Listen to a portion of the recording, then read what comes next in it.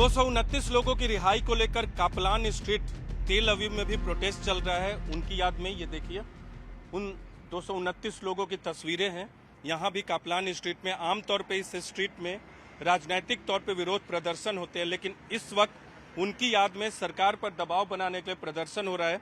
परिवार के लोगों के एक प्रतिनिधि मंडल की मुलाकात भी नेतन्याहू से हुई है और यहाँ एक मैसेज है बीबी, यहाँ नेतन्याहू को, बेंजामिन नेतन्याहू को, जो कि यहाँ के पीएम है, उनको बीबी लोग कहते हैं। से यस टू प्रिजनर डील, यानी जो फिलिस्तीन के कैदियों को रिहा कर बंधकों को रिहा करने का प्रस्ताव आया है, उस पर यस करने की मांग की गई। यहाँ भी प्रिजनर डील है, इजराइल फर्स्ट रिस्पॉन्सिबिलिटी, यानी कैदियों को स्वैप करने का जो प्रस्ताव दिया गया उस डील को माने।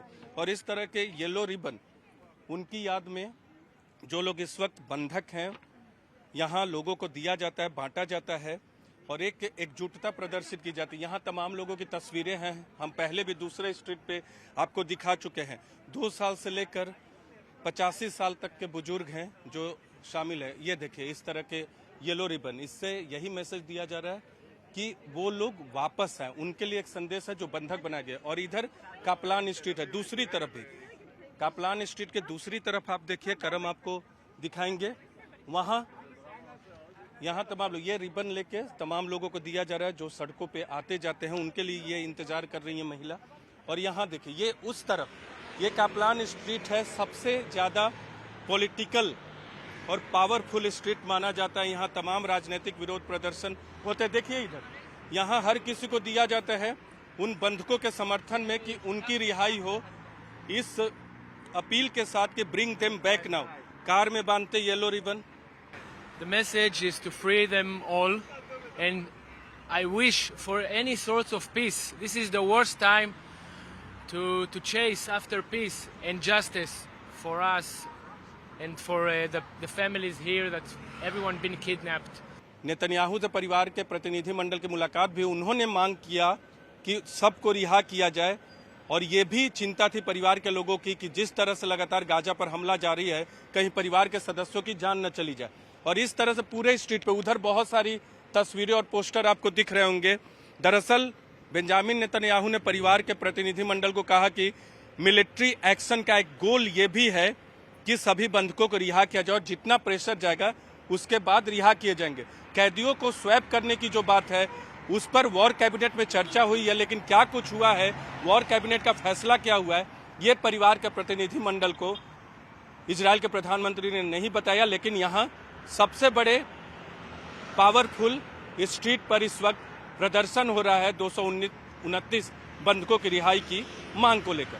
7 अक्टूबर के बाद जो लोग बंधक बनाए गए हैं उनके परिवार वाले इसी तेल अवीव म्यूजियम के कॉम्प्लेक्स में आते हैं। आप देख सकते हैं, अब से थोड़ी देर पहले ये लोग पहुंचे हैं। यहाँ प्रतीकात्मक प्रदर्शन तो सुबह शाम 24 घंटे हो रहा है 7 अक्टूबर के बाद से। लेकिन ये परिवार वाले हैं जिनके लोग अपने गायब हैं या जिनके दोस्त मित्र गायब हैं, पारिवारिक फ्रेंड भी हैं, लेकिन पूरा इजराइल अभी एक family, the whole Israel is one family now.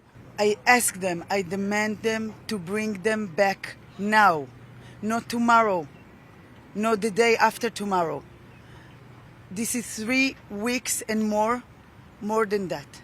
This is enough for us. We are not sleeping.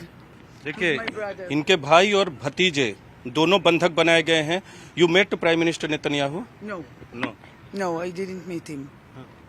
You are her? No, I don't know her. I just met her mother, but I totally in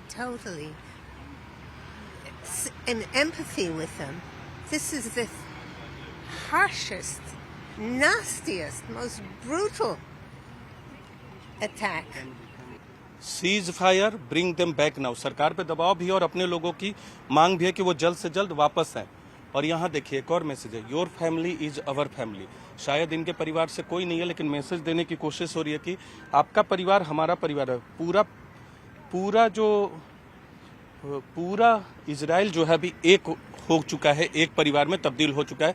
तो तमाम परिवार के लोग हों, रिश्तेदार हों या फिर पारिवारिक मित्रों, सभी लोग यहाँ जुटते हैं और अपने लोगों की याद में प्रदर्शन करते हैं और ये मांग करते हैं कि जल्द इन्हें, नाउ नॉट टुमारो, तुरंत इन्हें वापस लाया जाए परिवार के बीच में।